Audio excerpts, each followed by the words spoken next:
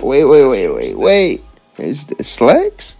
It's Astrostetics. Let's get it, baby. We got exclusive audio of Jason Whitlock building on this Kendrick Lamar Drake situation. The They Not Like Us, the Compton Cookout song. You know that song, the biggest song in the world right now, the biggest song in the urban demographic right now. That song that Rick Ross was playing in Canada when one of the Crodies, you know, the Canadian Crodies, one of them punched Rick Ross in the face. Here's Jason Whitlock building on this song and that situation. Check this out, y'all. In this whole scenario, take Drake, light-skinned dude, half black, half Jewish, from Canada. You take Rick Ross, from down in Florida, former prison guard, correctional officer who pretends to be a gangster. And then you take Kendrick Lamar. Kendrick Lamar is actually from Compton, has some connections to Suge Knight and that whole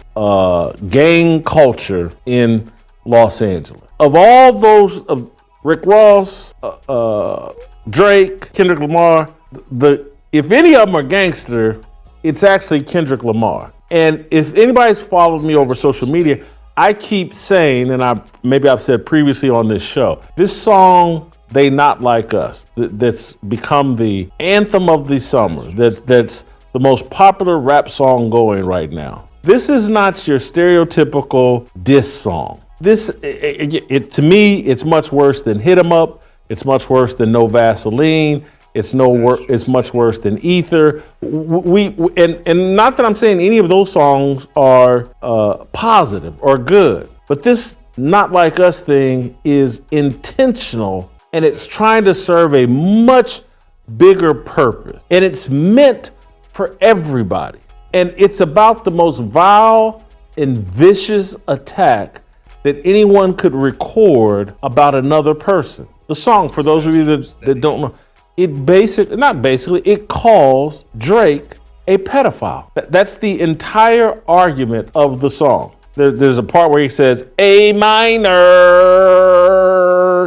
and basically he's talking about Drake having sex with or being attracted to someone who's a minor. And there's all kinds of just insinuations that Drake is a pedophile. And then there's this popular wop, wop, wop, wop, which makes people think he's talking about beating up, jumping on Drake. This song is everywhere. When I talk about nihilism and how they're using music to spread this mentality, many people sit there and think, oh, yeah, the ghetto fatherless blacks, oh, they're really just evolving into nihilism. And they want you to think that that's them fatherless ghetto black kids. It's not my kids. It's not turning all of American society very nihilistic. That's where you're wrong. This song is for everybody. And to give everybody a nihilistic mindset, I want to play, this is SOT number 9. Alright, y'all, so Jason Whitlock, he went in on it from a whole other angle. This song is crazier than No Vaseline, Hit 'Em Up, Ether. Never in the history of the recording process has anybody of this magnitude put out a song that's so diabolical and venomous. And he ain't even speak on Meet the Grahams. He probably only heard Not Like Us, cause if he would have heard Meet the Grahams, he probably would have went even crazier on this. He thinks that record is intentional. The atmosphere of the world, what that song is saying, this song is extremely sensational. When it comes to the digital aspect, even some of the content that they have of Not Like Us, it's like, yo, who is putting the funds up for this? After the record came out, after the video came out, there's still online campaigns being ran for this song. They go beyond just the regular guideline of typical song promotion. The sensationalism, one of the presidential speakers that was at the DNC, they had the Not Like Us playing while they was talking. Boom, that's another 10,000, 100,000 streams. Yo, what song was that Gavin Newsom was playing while he was speaking? Now, y'all, if we're being honest, are there any rules, parameters, or regulations to a rap feud? Rap beefs have absolutely no boundaries. It's about what is the best way I can verbally insult the opposition with melodies and bars and the best lines. You look at some of the rap battles in history, it's really like, what are people saying after the rap battle? And in this case, it happened to be a lot of the things we seen on social media. They have proof and screenshots, allegedly, that Kendrick Lamar, some of the standout lines in They Not Like Us, they were on Twitter.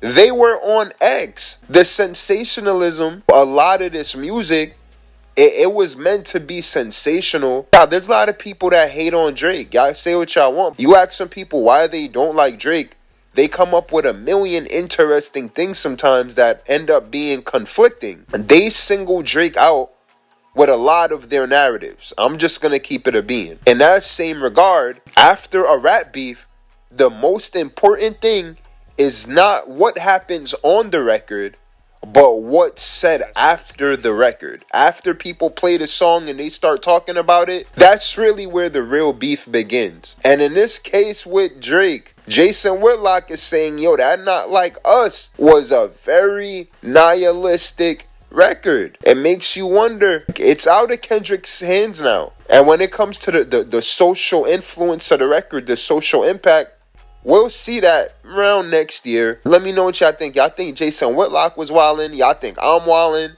And I do agree with a lot of the things that Jason Whitlock said. But I'm just like, you ain't hear Meet the Grahams. I actually would want to hear his opinion on that. Then when we say, wait, Drake doesn't even have a daughter, that's why the conversation after the record is what's really what wins the beef. You know, when Jason Whitlock is looking at it with his expanded perspective, it's like, man, the audience, the people on the internet, people in the digital spaces, they really having that conversation about what's in the music. The narrative it's like, it's an entertaining on both sides. Family Matters is the best track out of the whole Kendrick Lamar and Drake thing. Musically, Drake wasn't going on Twitter or on X and getting bars. I didn't see that, but some of the things that Kendrick Lamar said, I saw them on X and Twitter. So I think Kendrick Lamar was aiming to make a record like that. Meanwhile, Drake wasn't. Drake made a 7-minute song. That's not even really built for streaming like that. All right? So y'all let me know what y'all think in the comments. It's Astrostetics. Yay, yay. Yeah.